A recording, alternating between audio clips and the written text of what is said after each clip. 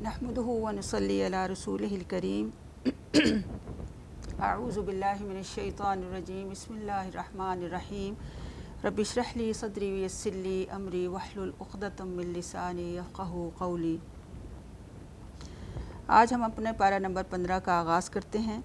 इसमें हम सूरह बनी इसराइल पढ़ेंगे और इसके साथ साथ सूरह कहफ़ से भी कुछ असबाक हासिल करेंगे। अल्लाह ताला हमें कुरान की सही समझ अता फ़रमाए। इस पारे का आगाज़ सूरह बनी इसराइल से होता है।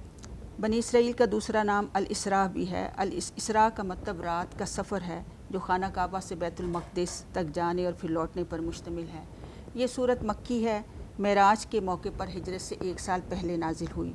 इसकी फ़जीलत के हवाले से हज़रत आयशा रदियल्लाहु अन्हा बताती हैं कि नबी सल्लल्लाहु अलैहि वसल्लम रात को सोने से पहले सूरह बनी इसराइल और सूरह ज़ुमर की तिलावत किया करते थे। सूरह नहल में हमने पढ़ा हिजरत मदीना की पेशगोई अल्लाह रब्बुल आलमीन ने की और इसकी फ़जीलत के हवाले से भी हमें आगाह किया। यहाँ सूरह बनी इसराइल में बाकायदा हिजरत के लिए दुआ जो है सिखाई गई है। सूरह बनी इसराइल में हिजरत मदीना के बाद इस्लामी हुकूमत के क़याम की बशारत भी है और इसके बुनियादी उसूलों की वजाहत भी की गई है। इसके अलावा इसमें तौरात के अहकाम अशरा की तरह आखिरी उम्मत को अहकाम दिए गए हैं ताकि एक इस्लामी मुआशरा और रियासत की बुनियाद रखी जा सके। इस सूरत के शुरू में अल्लाह रब्बुल आलमीन ने नबी अलैहिस्सलाम के सफ़र इसरा का ज़िक्र किया है। ये नबी सल्लल्लाहु अलैहि वसल्लम का एक बहुत बड़ा मौजज़ा था। अल्लाह ताला ने नबी सल्लल्लाहु अलैहि वसल्लम को एक ही रात में बैतुल्लाह शरीफ से बैतुल मक़दिस पहुँचा दिया ताकि वो अल्लाह ताला की निशानियों को देख सकें। यहाँ पे 2 मराकिज़ का ज़िक्र है। बैतुल्लाह एक मरकज़, एक हिदायत का मरकज़, जबकि बैतुल मक़दिस जो है वो हिदायत का दूसरा मरकज़ है। इस मरकज़ में पहुँच कर अल्लाह ताला ने असल में इस हकीकत को साबित किया कि नबी सल्लल्लाहु अलैहि वसल्लम दोनों ही कबीलों की तरफ, यानी बनु इस्माइल और बनु इसराइल, दोनों ही के पेशवा और इमाम हैं। अब मेराज का मकसद क्या था? क्यों नबी सल्लल्लाहु अलैहि वसल्लम को इस तरह आसमान पे सैर कराई गई, जन्नत और दोज़ख का मुशाहिदा करवाया गया? असल में अंबिया बशीर और नज़ीर होते हैं। उन्होंने अपनी कौम को किसी जन्नत की बशारतें देनी होती हैं और जहन्नुम के अज़ाब से डराना होता है। इसलिए उन्हें आँखों देखी चीज़ों से बाकायदा मुशाहिदा कराया जाता है, इसलिए कि आइनुल यकीन हक़्क़ुल यकीन होता है। इसी वजह से हम देखते हैं कि नबी सल्लल्लाहु अलैहि वसल्लम की हदीस में जितने भी तज़किरे मिलते हैं, जन्नत का तज़किरा आता है तो लगता है कि हम अपनी आँखों से देख रहे हैं। जहन्नुम की सज़ाओं को ज़िक्र आता है तो इस तरह दिल में खौफ और हैबत तारी होती है, गोया हम अपनी आँखों से देख रहे हैं। फिर इस सूरत में इसमें नबी सल्लल्लाहु अलैहि वसल्लम को बहुत से तोहफ़े भी दिए गए, जिनमें 5 नमाज़ों का तोहफ़ा था और सूरत बकरा की 2 आयात, आखिरी 2 आयात का तोहफ़ा था, जो बहुत ही बेशबहा आयात हैं। और फिर अहले तौहीद की बख्शिश की जो है वो भी नवीद लेकर नबी सल्लल्लाहु अलैहि वसल्लम से आए। याद रखें कि मोमिन की मेराज नमाज में है। अल्लाह हमें अपनी नमाज़ों की हिफाजत करने की तौफ़ीक़ अता फ़रमाए। फिर देखिए कि हम शुरू से ही सूरह फातिहा में हमें अल्लाह ताला ने सिखा दिया कि हम सीधी राह तलाश करनी चाहिए, हमें सीधी राह की तरफ जाने की, उसकी तरफ आने की और उसकी तरफ तौफ़ीक़ मांगनी चाहिए। अल्लाह ताला इस सूरत में बताता है कि वो सीधी राह तो सिर्फ़ कुरान ही में है। इस कुरान ही से उस राह की तरफ रहनुमाई मिलती है। अल्लाह ताला ने यह भी बताया कि ये कुरान मजीद नेक अमाल करने वाले मोमिनों के लिए बशारत है और जो लोग आखिरत पर ईमान नहीं रखते उनके लिए दर्दनाक अज़ाब हैं। इस सूरत में अल्लाह ताला ने तौरात के अहकाम अशरा की तरह दीन की बुनियादी तालीमात और 14 नुकाती तालीमात पर मुश्तमिल एक मंशूर की वजाहत भी की गई। इस्लामी माशरे और रियासत की बुनियादों के अक़ीदे तौहीद पर है। हम देखते हैं कि इस मंशूर का आगाज़ और इख्तिताम तौहीद पर हुआ। तौहीद अल्लाह का हक़ है। अल्लाह इस हक़ में किसी तरह की भी कमी को जो है वो बर्दाश्त नहीं करता। फिर अल्लाह के बाद वालिदैन के हकूक़ हैं, इनसे हुस्न सलूक लाजिम है। इनके लिए दुआ करने का हुक्म दिया गया, इन्हें उफ़ तक ना कहने का हुक्म हुआ और इनके साथ आजिज़ी के साथ उनके आगे झुके रहने का हुक्म दिया गया। वालिदैन के बाद रिश्तेदारों के साथ हुस्न सलूक ज़रूरी है और फिर अल्लाह रब्बुल आलमीन ने इसको उनका हक़ करार दिया। गोया के रिश्तेदारों के साथ हुस्न सलूक करना, जानी और माली उनकी खिदमत करना, उन पर कोई احسان نہیں بلکہ یہ وہ حق ہے جو ہم ادا کر رہے ہیں اور ہمیں ادا کرتے رہنا چاہیے۔ پھر فضول خرچی سے بچنے کا حکم دیا گیا اور کہا گیا کہ فضول خرچ تو شیطان کے بھائی ہوتے ہیں، کیونکہ فضول خرچی میں اگر پڑے رہیں گے تو پھر رشتہ داروں کے حقوق ہم صحیح طور پر ادا نہیں کر سکیں گے۔ پھر قتل اولاد کو حرام قرار دیا گیا، خاص طور پہ کہا گیا کہ مفلسی کے ڈر سے اپنی اولاد کو قتل نہ کرو، اس لیے کہ تمہیں بھی ہم رزق دیتے ہیں اور ان کے رزاق بھی ہم ہی ہیں۔ اور اس کے ساتھ زنا اور اس کے تمام محرکات کو منع کر دیا گیا۔ اسلام نے نکاح کی ترغیب دی ہے جس سے ایک صالح معاشرہ وجود میں آتا ہے۔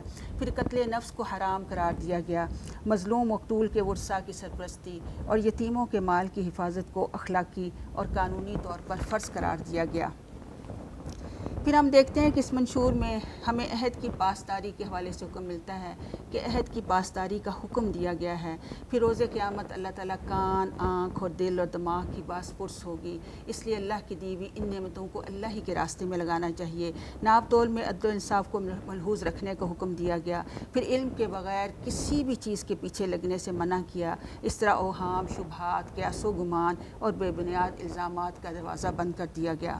پھر زمین پر اکڑ کر چلنے اور اقتدار کے نشے میں گرفتار ہونے سے روکا گیا، اور پھر آخر میں توحید کے مضمون کو اعادہ کرتے ہوئے شرک کی مذمت کی گئی اور اس کی سزا جہنم بتائی گئی۔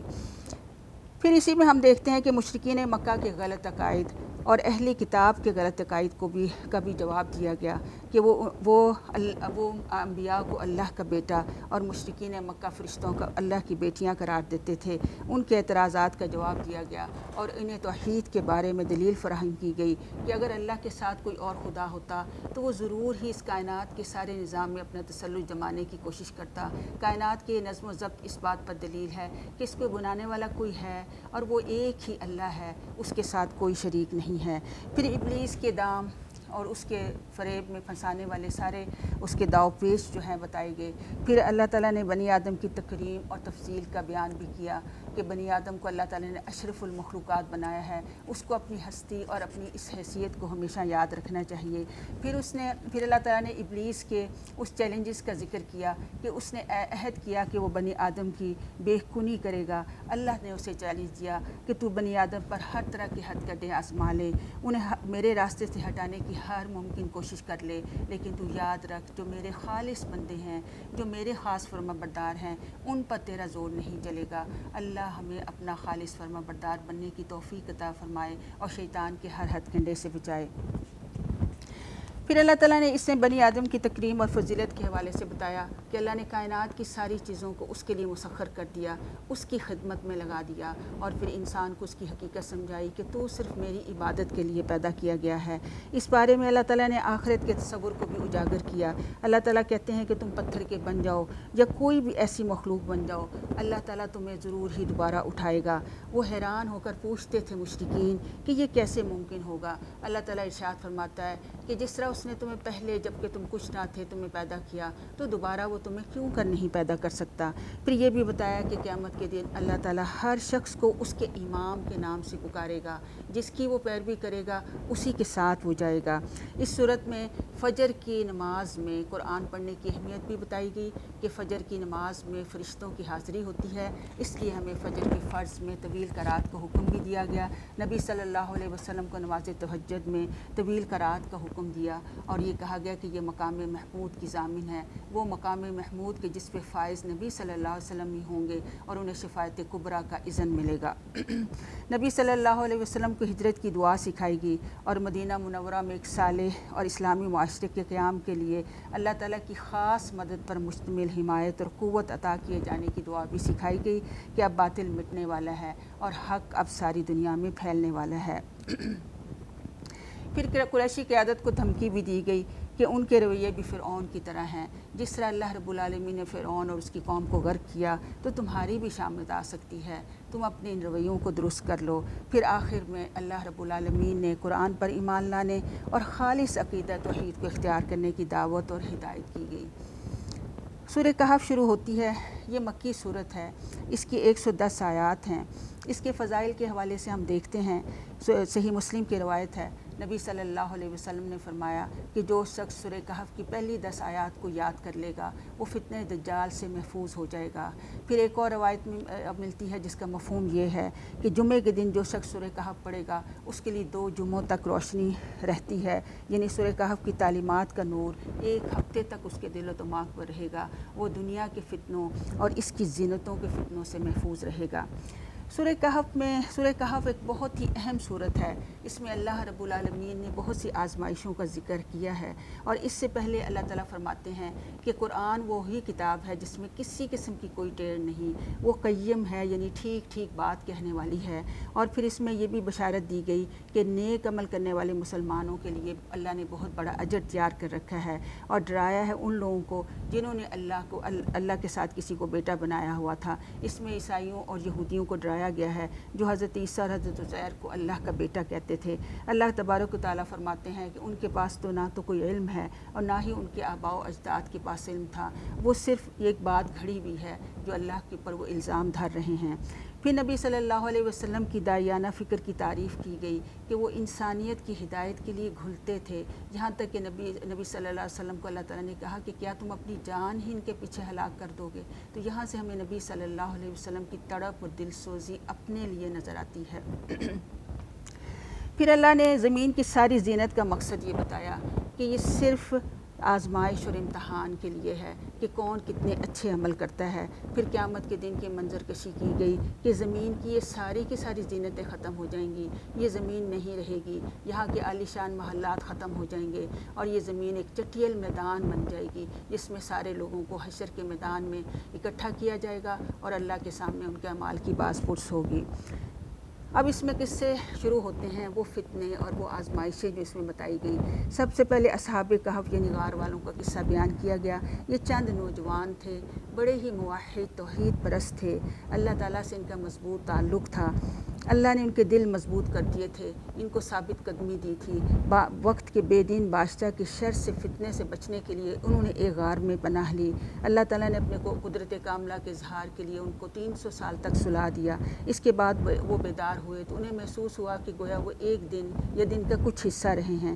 ان سارے واقعے میں غیر ضروری سوالات سے منع کرتے ہوئے ہماری توجہ آخرت کی طرف مبذول کرائی گئی کہ جو اللہ ان نوجوانوں کو اتنے برسوں کے بعد اٹھا سکتا ہے وہ قیامت دوبارہ سے برپا کیوں نہیں کر سکتا، وہ کیسے ان قبروں سے مردہ وجودوں کو کیوں نہیں برآمد کر سکتا۔